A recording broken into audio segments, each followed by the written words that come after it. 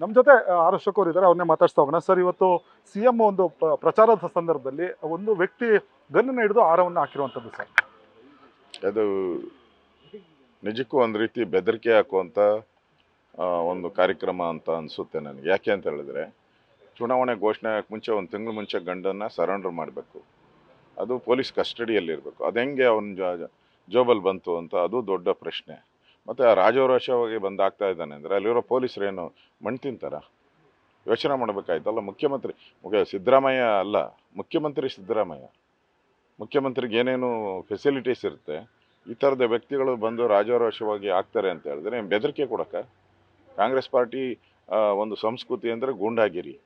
ಆ ಗೂಂಡಾಗಿರಿ ಸಂಸ್ಕೃತಿಯನ್ನು ಇವತ್ತು ಬೆಂಗಳೂರು ಜನತೆಗೆ ತೋರಿಸಿದ್ದಾರೆ. ರಾಜ್ಯದ ಜನ ಇದನ್ನು ನೋಡ್ತಾ ಇದ್ದಾರಲ್ಲ, ಬೆಂಗಳೂರು ಜನ ನೋಡ್ತಾ ಇದ್ದಾರೆ ಗೂಂಡಾಗಿರಿ ಏನು ಮಾಡ್ಬೋದು ಕಾಂಗ್ರೆಸ್ ಮುಂದೆ ಅಂತೇಳಿ. ಅದಕ್ಕೆ ಬುದ್ಧಿ ಕಲಿಸ್ತಾರೆ ಅವರು.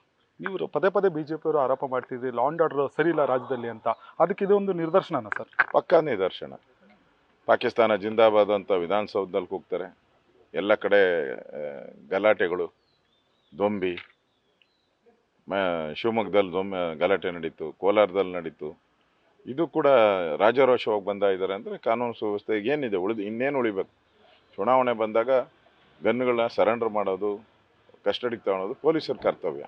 ಅವ್ನು ಕಾಂಗ್ರೆಸ್ ಕಾರ್ಯಕರ್ತ ಅಂತ ಹೇಳ್ಬಿಟ್ಟು ಗನ್ನನ್ನು ಅವನಿಗೆ ಕೊಟ್ಬಿಟ್ಟು ಬಿಟ್ಟವ್ರೆ ಅಂತ ಹೇಳಿದ್ರೆ, ಕಾಂಗ್ರೆಸ್ ಪಾರ್ಟಿಯವರು ಸರ್ಕಾರ ಪೊಲೀಸ್ ಇಲಾಖೆ ಮೇಲೆ ಎಷ್ಟು ಹಿಡಿತ ಇಟ್ಕೊಂಡಿದ್ದಾರೆ ಅನ್ನೋದು ಇದರಿಂದ ಅರ್ಥ ಆಗುತ್ತೆ. Law and order failure sir? ಈ ಒಂದು CM ಅವರ ಕಾರ್ಯಕ್ರಮದಲ್ಲಿ ಈ ರೀತಿ ಗನ್ ತಗೊಂಡೋಗಿ ಪ್ರದರ್ಶನ ಮಾಡಿ ಮತ್ತೆ ಅದೇ ಪ್ರದರ್ಶನ ಆಗಿರುವಂಥ ಡೌಟೇ ಇಲ್ಲ. ಲಾ ಆ್ಯಂಡ್ ಆರ್ಡರ್ ಫೇಲ್ಯೂರೇ. ನಾವು ಮೊದಲಿಂದ ಹೇಳ್ತಾ ಇದ್ದೀವಿ ಕರ್ನಾಟಕದಲ್ಲಿ ಕಾನೂನು ಸುವ್ಯವಸ್ಥೆ ಕುಸ್ತೋಗಿದೆ ಅಂತ. ಇದು ಚುನಾವಣೆ ಸಂದರ್ಭದಲ್ಲಿ ಹಿಂಗೆ ಮಾಡ್ತಾರೆ ಅಂದರೆ ಇನ್ನು ಏನೇನು ಬೆದರಿಕೆ ಹಾಕ್ಬೋದು? ಬೆದರಿಕೆ ಹಾಕಬಾರ್ದು ಅಂತಲೇ ಗನ್ನನ್ನು ಸರೆಂಡರ್ ಮಾಡಬೇಕು ಅಂತಿರೋದು. ಅದರಿಂದ ಕಾಂಗ್ರೆಸ್ ಇವತ್ತು ಒಂದು ರೀತಿ ರಾಜ್ಯದ ಜನತೆಗೆ ಉತ್ತರ ಕೊಡಬೇಕಾಗ್ತೈತೆ.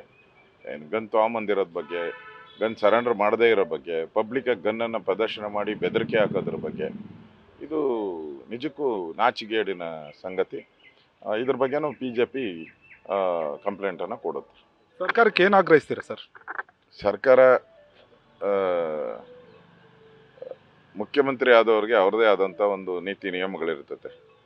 ಅಟ್ಲೀಸ್ಟ್ ಸರ್ಕಾರ ಇದನ್ನು ಗಂಭೀರವಾಗಿ ತೆಗೆದುಕೊಳ್ಬೇಕು.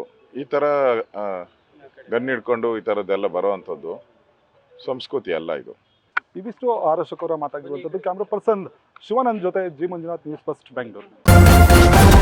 ನ್ಯೂಸ್ ಫಸ್ಟ್ ನಿರ್ಭೀತಿಯಿಂದ ನಿಮ್ಮ ಪರವಾಗಿ.